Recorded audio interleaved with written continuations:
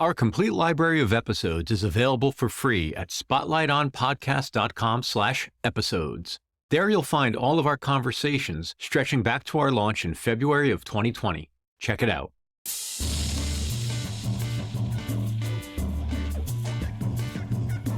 Hello and welcome to Spotlight On, the podcast where we go deep with the musicians, writers, innovators, and ideas shaping music, arts, entertainment, and culture.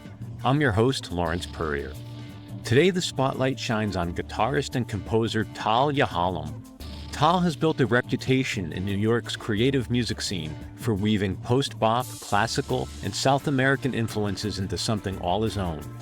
On his latest album, Mirror Image, Tal brings together a chamber quintet that puts his guitar in conversation with strings, woodwinds, and percussion, creating music that shifts between meditative reflection and striking exploration. So now I bring you my conversation with Tal Yahalom.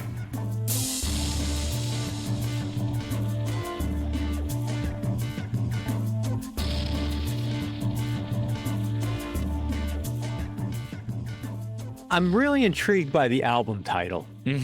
What's behind it? What is the mirror image that we're talking about here? That's a great question. And then also, an album title for me, or titles in general, are always kind of tricky because that's a thing that you meet before you actually meet the music. The title, the image, they have a lot of power. And I think that at the end of the day, Mirror Image came from kind of a combination of the nature of the music that ended up being this collection of material. And when I mean the nature, it's more about kind of like the sentiment or like the state of mind that it put me in to write this music, play it live, something that is kind of meditative and reflective in a lot of ways, like a more contemplative place to play from compared to trying to go many places. I think a lot of the music, each composition has kind of its own like cyclical nature that maybe gives us more time to just kind of in the piece. So I think that was definitely part of it. And then it was also related to the actual techniques in a way that ended up being really important to construct some of this music, where instead of thinking of like different instrumental parts as, I don't know, completely independent or contrasting in some way, it was more kind of like, how can I distribute the same information, the same musical material, in kind of like inversions or opposites or shadows of one another? And then I was like, oh, I like that idea of, you know, when you look at yourself in the mirror, you see it with a different direction and like opposites, and it just fits the whole thing in a really natural way to me. A lot of times when I speak with artists and they have a concept or a construct like that, it's an attempt to almost have a prompt or maybe like something to spur the creative process. Were you dealing with block or anything, or did you need, like, what was the genesis of that for you? That's really interesting. So for me, it was actually the other way. And I feel like it's an interesting thing about how I've made albums so far that I actually want to, in the future, examine from the opposite way. But this collection, I named the album after the collection of songs already materialized, and I had the entire set list. So it wasn't necessarily a prompt to get me going. It was just, I think, something technical and creative that was spiraling kind of around in my psyche at the time that I came into that, and also a lot of music that I was listening to.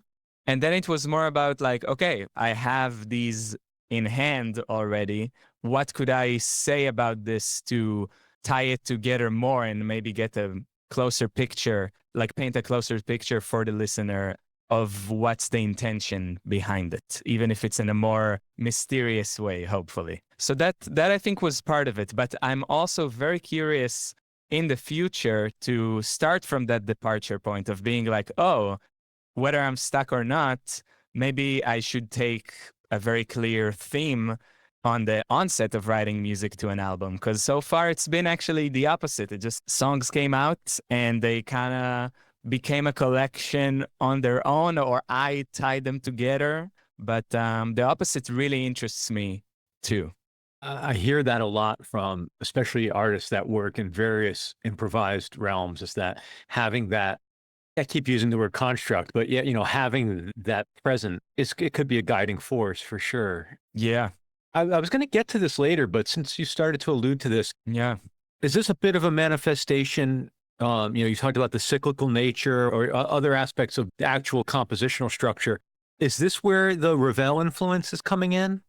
Interesting. I, I never really thought of Ravel super as like a cyclical thing necessarily. I think the Ravel influence maybe comes in a lot more in the harmonic language that I'm bringing into a more jazz context, although maybe the piece that demonstrates it the most is the first one on the record, like Prelude.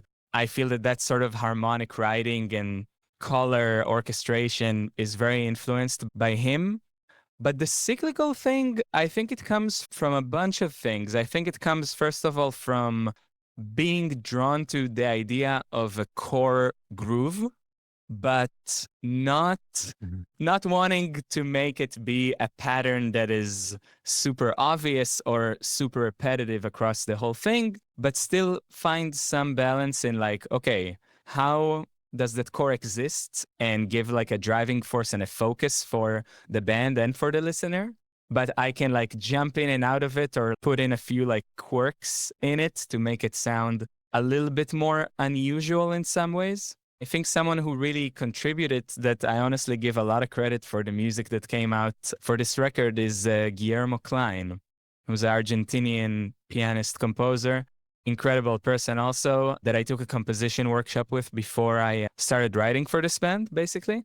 And in his music, I feel like he really achieves that. Like he has things that are rhythmically very complex and unusual, but he and his bandmates like make it sound very natural and new and still grooving, and it's a lot of material that kind of loops around itself in interesting ways, even if it just rhythmically, or it has that idea of like the mirroring, I think, very much.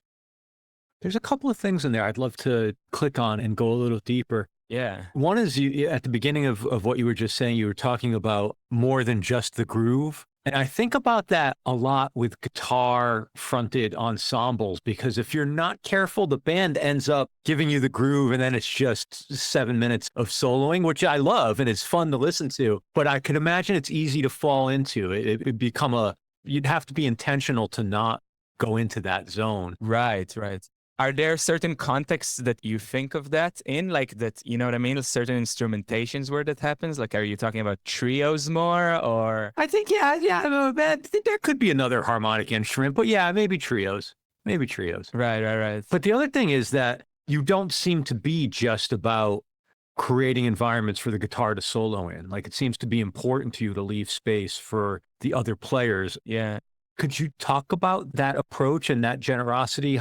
What makes that important to you?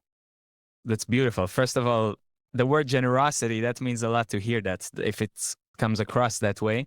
And I agree with both things you said. In a way, I think that guitar, it has, let's say, it has a little bit of a dangerous potential to be the shreddy instrument above everything else. I think it comes from also other guitar traditions, not necessarily jazz guitar. I mean, rock guitar. You know how people start. That's what it is. It's literally solos above anything else. And I think that for me, and that's why I asked you also about the formats, which is something I thought about a lot also before this band. I got a little tired of the default bass drums trio for guitar because I felt exactly what you were saying, that like it's very hard to get away from that dynamic and also from a certain like sonic thing that the band just sounds like a guitar trio and it's amazing. It's a great format, but I wanted, because of how I play and a lot of solo practice that I put in, I think I wanted to give myself more opportunity to not just be that thing on top and to have more overall like influence on how the band sound is, because I think that no matter in which context I play, I am really attentive and occupied with how the band sounds as a whole. Yeah. And my playing is gonna come out of that. I am not just thinking about what is my part. I'm like, okay, what are we missing now? What can I support now? What can I add? And I think it's just a natural thing about how I listen to music and maybe also how I communicate with people. I'm like very sensitive to the energies and like dynamics around me. And I think it's important for me, for people to feel comfortable and have a place to express themselves. So maybe that's part of what you were saying in your second question. It's a combo of those two things. The one thing is wanting to play more creatively and not be subject to, I'm just a guitarist on top of everything, but I could be a little texture. I could be blending with this and this instrument and da da da. But yeah, also enjoy the band sound and enjoy taking a step back for other people to do their thing. And I love being in a supportive role. So I think it comes also from that. And I don't really feel that if I take that supportive role, it takes anything away from what I'm doing. Yeah. I wrote and arranged the music. That's already plenty. I picked the people. I created a lot of this. So why do I also have to be on top of the music all the time? You know what I mean? Yeah. That comes from a certain confidence. What's the largest ensemble you've been part of? Can definitely think of a sextet that I've been playing with recently, led by two New York friends, Adam O'Farrell and David Leon. It's a really cool group, like two horns, two guitars, and two percussionists. So it's like a double trio concept, two trios of like percussion, guitar, and horn. Trying to think. I've had some maybe one-off gigs with like big bands, or like in high school, I was playing in a big band, but in college, but it's not really, there wasn't really a lot of room for getting out of what's the part was. It was just very traditional. Oh, wow. Sextet would be the more regular one. Yeah. Yeah. What do you get from that? Like the double trio thing is really interesting to me. Like everybody keeping a lane for themselves as well as the sensitivity to everybody else. Like, what's that experience like? Oh man, that band is a trip. Also because of like the way that David and Adam write for it. It's very cool because the whole concept is that there could be many different sections or combos within that thing. So sometimes the guitars are literally playing in unison, just like doubling a bass line, or Yeah. there are a lot of very cool writing that like we're playing like really thick dance clusters that you could just not do with one guitar. So that sonority of like, oh, two guitars that are playing all in like minor and major seconds, like stacked on top of each other. It's like really a crazy effect. But at the same time, there's also a very cool space to literally have two trios playing two different things at the same time. So sometimes you have to shift your focus between, oh, I'm a guitar section, but now I'm also like my own band within the band. Now I'm communicating more with this drummer and this horn player while they do something else. And that band is really rhythmically and conceptually demanding, but all of those people take a huge responsibility to like hold on to it. So it's been really fun to check it out.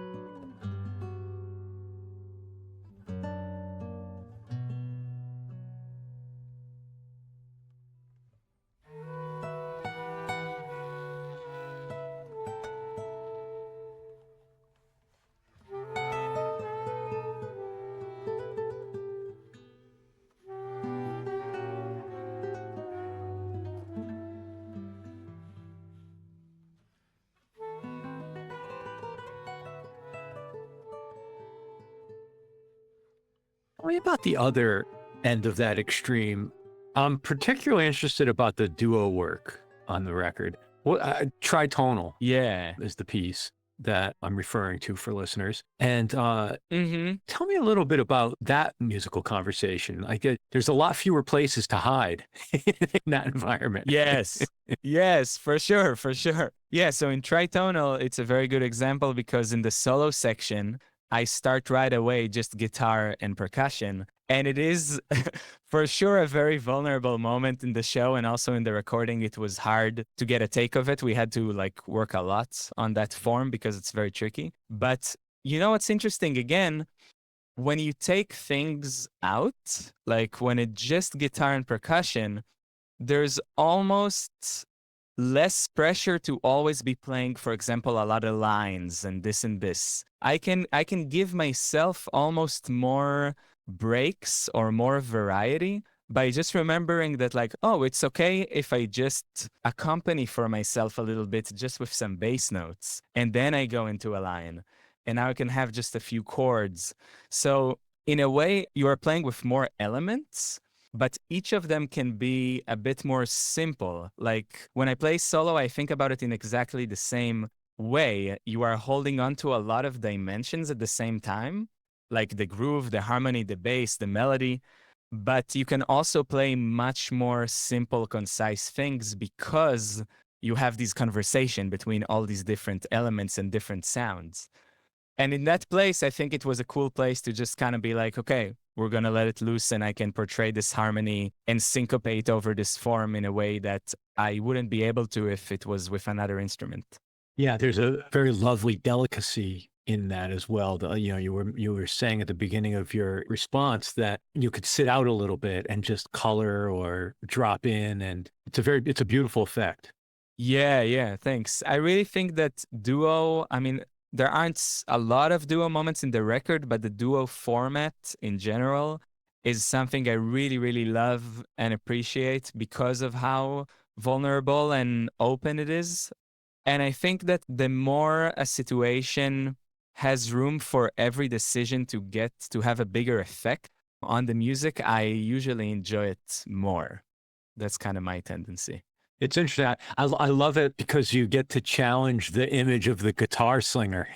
Yes. I think you are super on to one of my important missions in some way. Oh, that's interesting. Yeah. For real. Yeah. Yeah. Well, there was something I wanted to read to you. I was going through your biography and some stuff on your website and some other things written about you. Mm-hmm. There's a great quote here in your biography. Described you as weaving a wide spectrum of aesthetic elements into a distinct musical language. Mm. Can you think about aesthetic elements? Like, do you, outside of being really good marketing copy, is that, could you identify the elements that you think are essential to your musical identity or to your sound? Do you have a self-image that way? That's a great question. I've never been asked to define it this way, but there are a lot of things that come to mind. First of all, I would say that speaking of David Leon, who led that band that I mentioned and is also on the quintet record as a sax player, we had a lot of the time this conversation around versatility versus like identity or something like that. How basically, for a lot of people, it's much easier to understand who you are when you are just doing more like one thing. You're focused on one thing. And then they think that they can say, oh, this is this person's identity, right? But I feel that both of us are very versatile, kind of curious musicians around a lot of fields. And sometimes it's really interesting and also challenging to think about, wait, like what are all these elements like boiling down to in the end? Like when people look at me from the outside, can they say, oh, Tal does more like this and he sounds like this? And is it even important? You know what I mean? Like, I don't really think it's our jobs as musicians, maybe more as marketing people, but not as musicians and artists. We don't need to put boxes or words or understand everything about who we are. And I think that's okay and something we have to kind of live with, you know? That's one thing I'll say. But when it comes to the technical question, I think when I meant that is For example, I think a lot of people ask me, do I have classical training when they hear me? And I do to some capacity. I've taken classical lessons, but maybe like 10 in my life. But I think that something about my sound and my draw to certain details in playing, in expression, in arranging really comes from the classical world and like studying different guitar repertoire or just listening to certain music. So, for example, I think that's a side of me that comes across even when I play jazz or my own music. So that's definitely there. And then there are sides that are very oriented, again, towards grooves from different places. And recently, for example, it's been grooves from South America, Brazil, Argentina, different things I've been learning. So I know in my recent writing that started to come out. And I know that also in my playing, that kind of rhythmic intensity is coming out as well.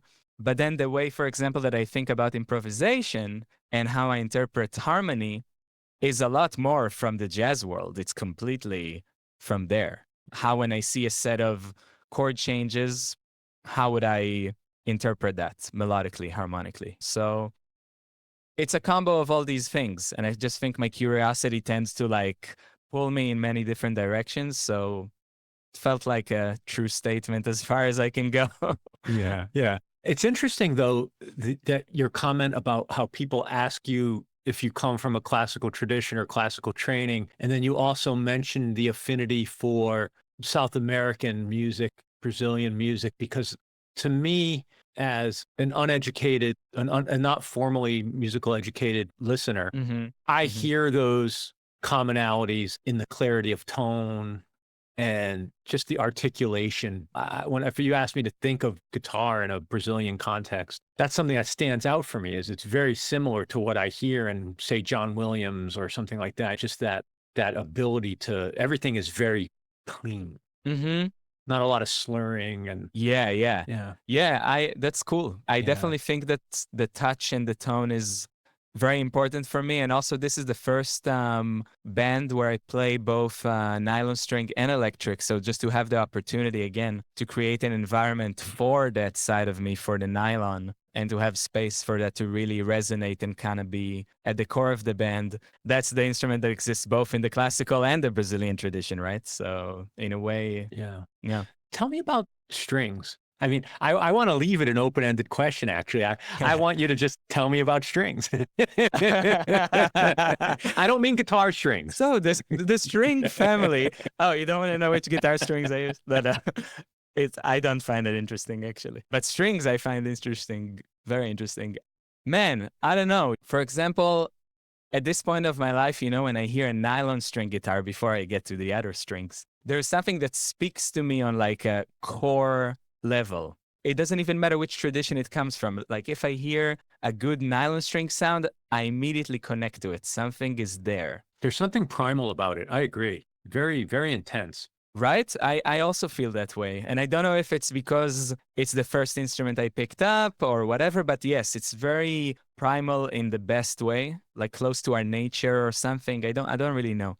And with strings, I feel it's kind of a similar thing, although I was maybe exposed to it at a later age, but like that sound of a string section, a string quartet, I think is something that I was always very, very like mesmerized by. It's like, it could be so many different things. It could be really mysterious. It could be really lush. It could be soft. It could be really intense. It could have so many timbres. It's just a super rich universe. Yeah, it was just a really interesting thought to be like, how do I communicate with something like that, on like my instrumental level? Like, how do I blend with those kind of timbres? So I had to surround myself with that to see. And I think that for some reason, for example, in jazz, it's a lot more common to have a horn section than a string section.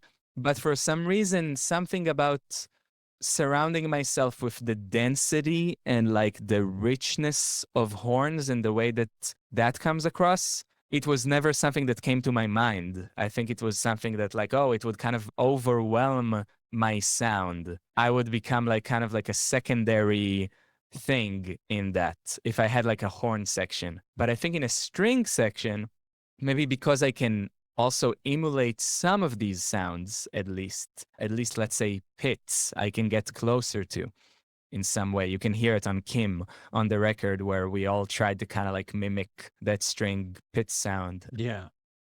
So I think it was something like timbrely that I really, really wanted to explore and see like how do my strings that are not considered part of the string family in the classical world, you know, how do they fit with actual strings?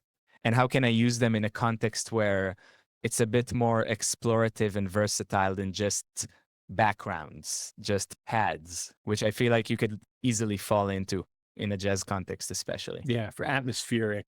Yeah, exactly. What's the compositional, like, are you writing full arrangements? What do you present the string players when they show up for the session? Basically, the process of all these compositions usually have been the core of the composition itself, like all the musical material, melody, harmony, form, or form was edited in some capacity. And then immediately towards the orchestration, so I wrote those too. And it depends on the piece. A lot of the times it would be a very specific part and they would just read it through. And maybe there would be some liberties that we would talk about in rehearsal of how we can create variation, whether it's like timbre or articulation or dynamics or different things that pacing that they can express themselves in, even in the written part. But I was also specifically looking for string players, and this is still a work in progress for all of us, I think, in this band, that can read chord changes and can interpret them without me giving them a part. That will be a really like nice aspiration of mine for this band in the future, to be able to teach them maybe a core groove or a core aesthetic of the section, but then just give them the harmonic framework and be like, okay, the cello, you have the bass part, like go for it. You're gonna improvise it now. And we're soloing over this, you know? And Lita Fink, who plays violin in the band, she's amazing because she can do all that. Like she can literally read through chord changes and improvise and reads the hell out of any written material that I bring. So I think it was also a focus in who is going to be part of this that can actually execute all those things. And it's very, very hard to find. Yeah.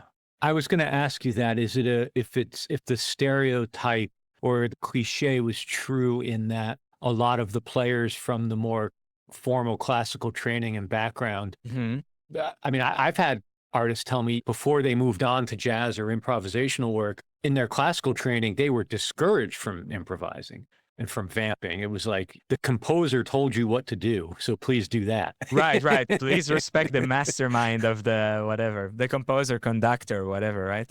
I'm sure that exists in some capacity. I've never studied this classical in an academic setting. I only know it from colleagues. But the people on the record, like Lita and Irene, Lita in particular comes from a background of many different things, Appalachian music and contemporary classical, and also studies like gypsy jazz. So I knew that going in, like we met through a band that was based on free improvisation. So it was very clear. And Irene Hahn, who was also on the record and a member of Lita's quartet, Bergamot Quartet, she also, I think, like, you know, comes from a very versatile background and definitely open to that and definitely learned a lot about it during the making of the record and the repertoire.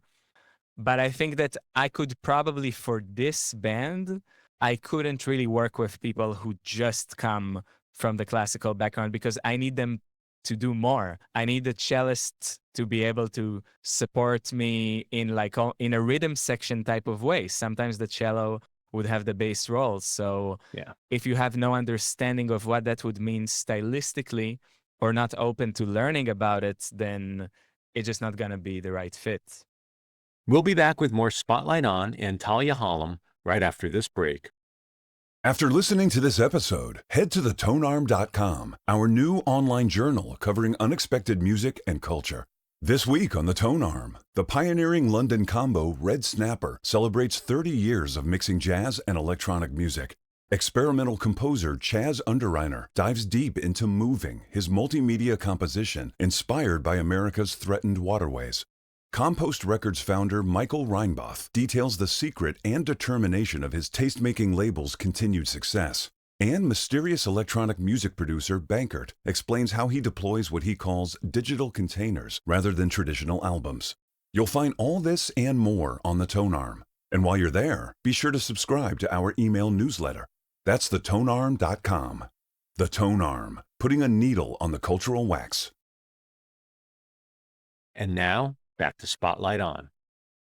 It seems like in my very unscientific study from talking to artists, it seems like in the last 30 years or so, give or take, depending on the region or the school, that as the conservatories have opened up more to having jazz programs or improvisational programs, composition, that what you're talking about is becoming a bit more common, that or even the study of like folk traditions, or like you mentioned Appalachian, or and so hopefully a lot of that is just an artifact of a different time and place. Yes, I hope so too. And even a good example is at the new school where I went for a jazz degree.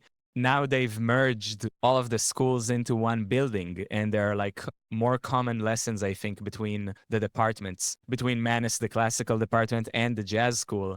Or the jazz people now can be like, oh, there's a string quartet like right here. Maybe I will learn how to write for strings, you know? So that's a good thing, I think, to be doing as a whole, to not separate these things. We're making music, and it's cool to focus on the things you need for your professional skills, let's say. But creatively, like, it's great to be open and like be around people that do all these different things. And especially in New York, that's why people are here, or that's why I'm here at least, you know? Yeah. So. Yeah. Tell me a little more about your formal education. I know there's the education in the classroom, but there's also the education on the bandstand. I'm curious a little bit, just for this part of the conversation. Tell me about your formal training. When did it start? What were the iterations of it? So I picked up the guitar when I was 12, and it was a combination in the beginning, kind of looking for the right teachers for a while. But I ended up finding some teachers that at first taught me rock, and later on there were some amazing people that were very much into jazz and like got me into people like Pat Metheny or like Joan Schofield and stuff like that, Julian Lage, Kurt Rosenwinkel. So they exposed me to a lot of these things. But what really got me into jazz was a teacher in high school that I had that started the jazz combo, and he kind of knew my playing from the normal combo and kind of lured me into that. And he was like, no, I think Tal, you would really enjoy this. And I was like, okay. And I really fell in love with it. And he burned CDs for me and like really educated me in this way. His name is Shachar Galina. He's an amazing guy, saxophone player. And then in high school, I was also in like, music department in a school in the city. I learned like ear training, history, ensembles, jazz, like a bunch of things. Also some classical repertoire as far as listening, at least. And my big step into the jazz education world and the jazz scene in Israel was for college. And that was also the college that enabled me to come here to New York. I went to the Israeli Conservatory of Music in Tel Aviv, a program called Striker that was founded by amazing musicians who used to live in New York and then kind of moved back and brought that knowledge to a really cool education system there. So I spent 3 years there. I finished my bachelor's at the New School for Jazz. I did my last 2 years over there. And all of this time I had private teachers, mostly guitarists. But then at the New School, what was actually very cool is if you test out of proficiency, like you basically prove that you know your instrument well enough, you can ask to learn from anyone in town, which is very cool. So amazing. I took some lessons with drummer Dan Weiss and saxophone players Tony Malaby and Bill McHenry. So it was very cool in that way. And yeah, ever since I've been out of school, out of the formal environment, I guess. So that would be that part. I have a low-level obsession with Dan Weiss. Tell me about learning from him as a guitar player. And I'll give you one little bit of context. The first time I saw him play live, he was actually backing a guitar player. He was in Reza Bassi's band. Oh, yeah. I remember just thinking, man, this guy is a monster on drums. Like he's phenomenal. Yeah. What was the pedagogy like with him?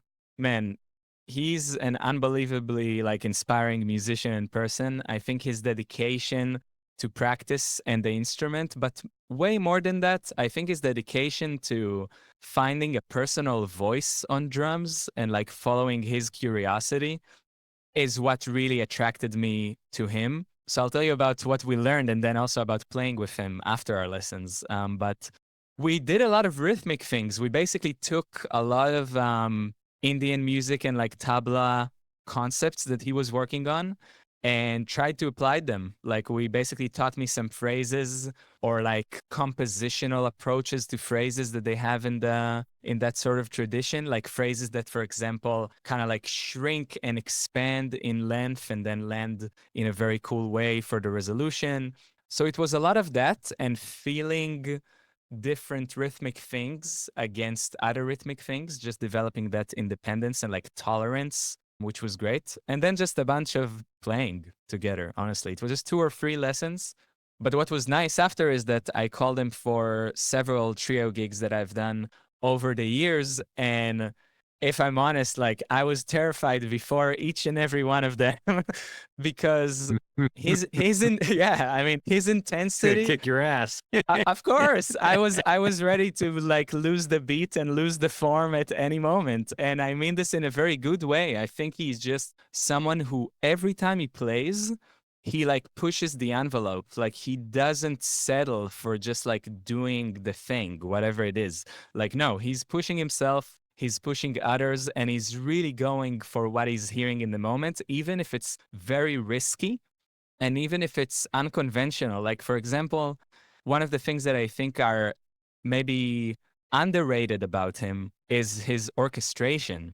Sometimes he would do things with the bass drum or like ways that he would choose to finish phrases or highlight different things.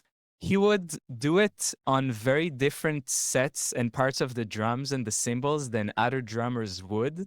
And it creates a very interesting like sonic and like dramatic effect. And I think playing with that, in addition to all the amazing groove and like really beautiful rhythmic things he's bringing, like it's always been an amazing learning experience. And every time we play together, I feel like, okay, I'm getting more comfortable and we get to actually play with one another. It's not like I'm just, I love that. holding on to dear life. It's beautiful. Yeah, that sounds beautiful.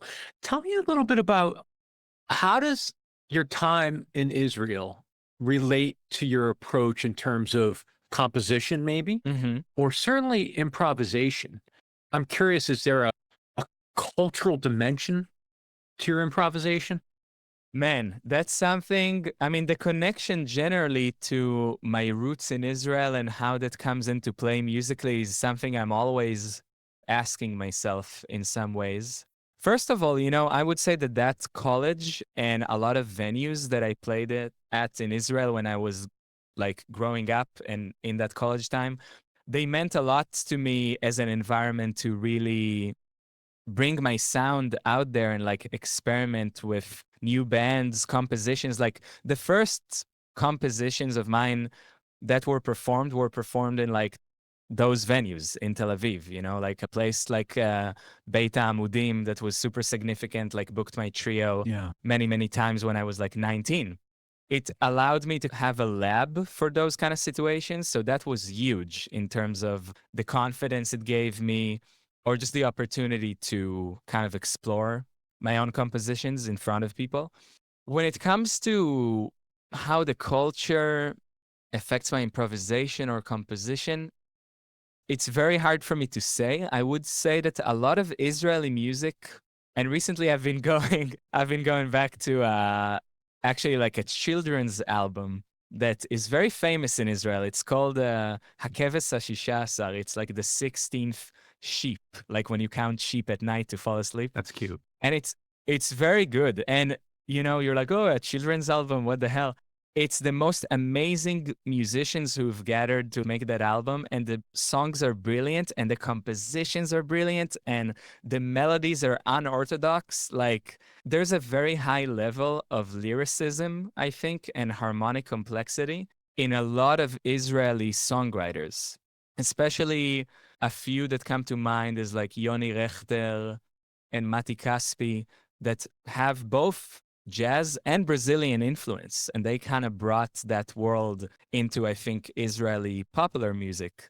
So I think that sense of maybe melody and lyricism is something that came to me maybe through that music. Again, I don't think it's something super conscious. And I would also say that there are sides of Israeli music that I definitely don't connect to in terms of like the aesthetic of, and it's never really been part of my own nature. Recently, I've been connecting, for example, with my Argentinian side, that my grandfather was born in Argentina, and all of a sudden I'm like, oh, that's interesting because I do have sides that naturally gravitate towards that, and I'm sure that that's because of that family relation and the culture that he brought into my life. So Israeli society is very diverse. People came from everywhere. It's very hard to pinpoint what is the Israeli sound. You know what I mean? Yeah, that's very interesting. I hadn't thought about that. Being the ignorant American, I hadn't thought, longer than 10 years ago. Yeah, no. But yeah, no, it's fascinating. People came from all around and refracted all that back out. Yeah, that's fascinating. Yeah, exactly. Even when people ask me like, "Oh, what do you usually eat for Shabbat dinner in Israel?" And I'm like, it really depends on which household. It could be so broad, and it's the same musically. So Yeah, no, I love that. it's very interesting.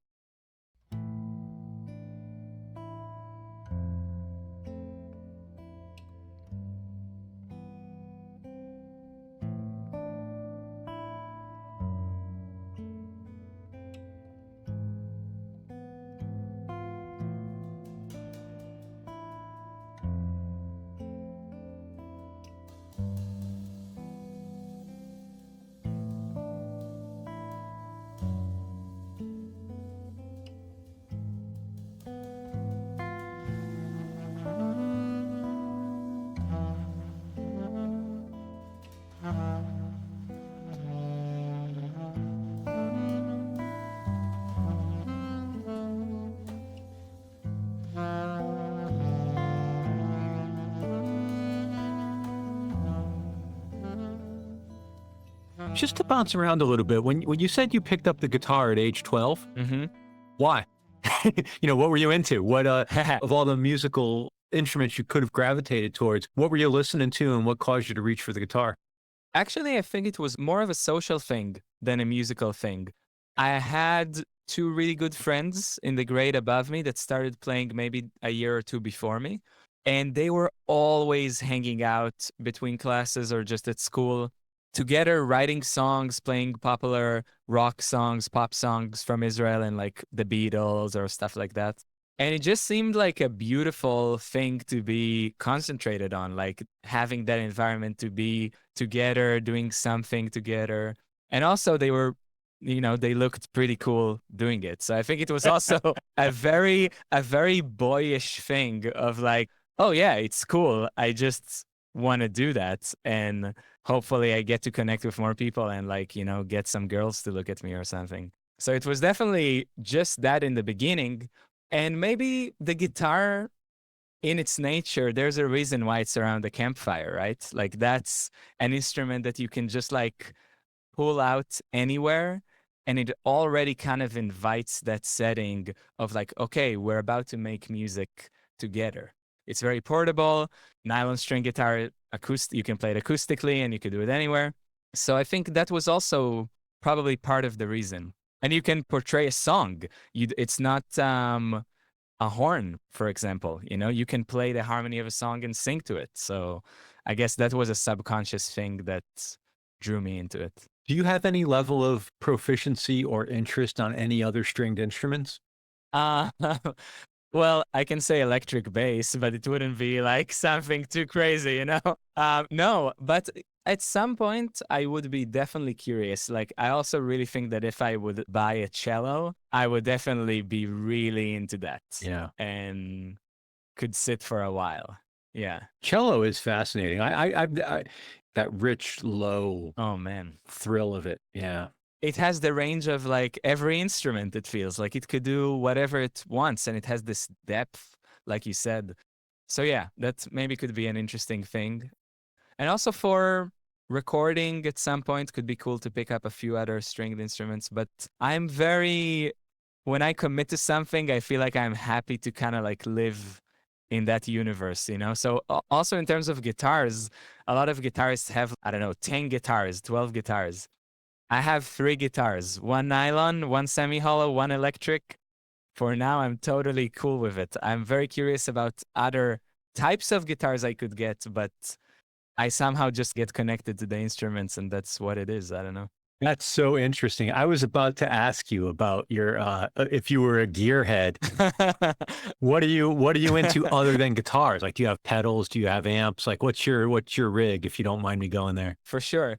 Amp-wise, I have a very small amp at home that I just use for practicing, and because in New York, most venues have really good amps, I didn't really feel the need to invest in something crazy just to play at home.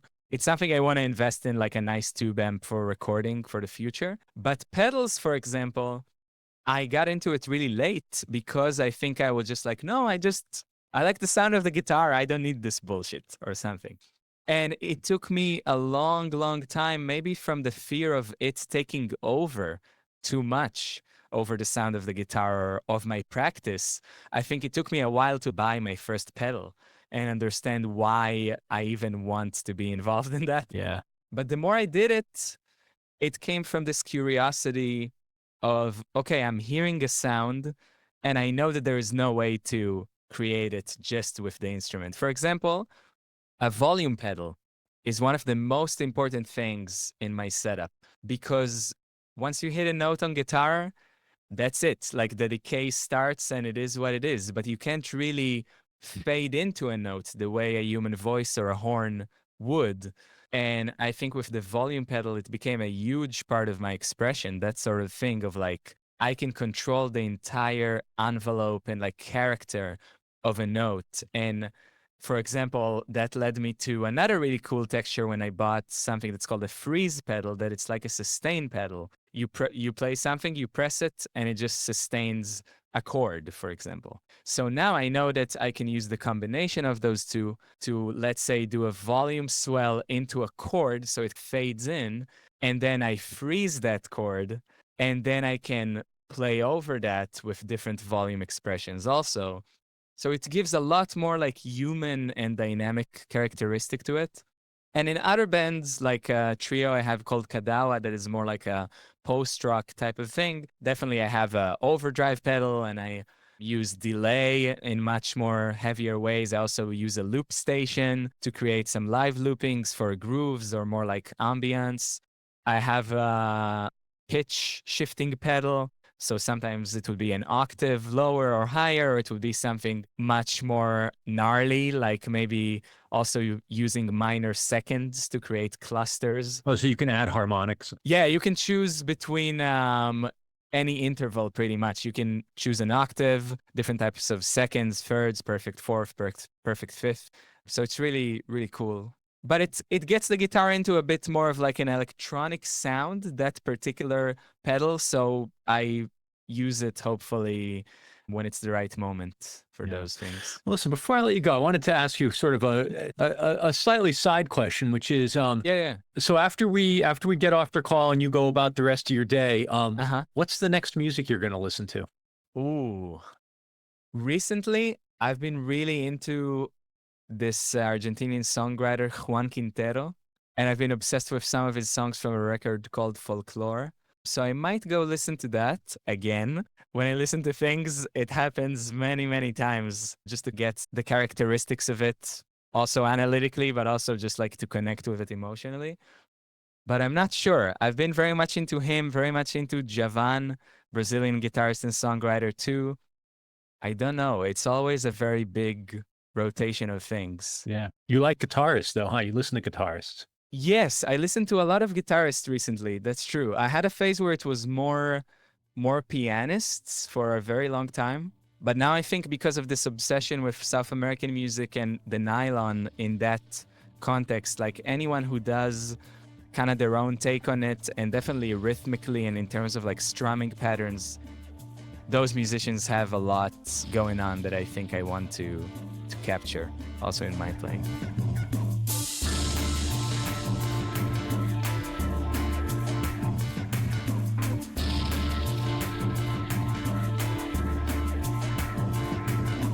Thank you so much, Tal Yahalom. And as always, thank you for listening to Spotlight On. Spotlight On is executive produced and hosted by me, Lawrence Purrier. We're produced and marketed by Michael Donaldson. Editing and sound design is by Terry Grant. Our theme music is by Q-Burn's Abstract Message. The most important member of our team is you. Thank you for supporting our work. Please rate and review us wherever you listen to podcasts, and then visit us online at spotlightonpodcast.com. While you're there, explore the free episode archive. Thanks for listening, be safe, and stay in touch.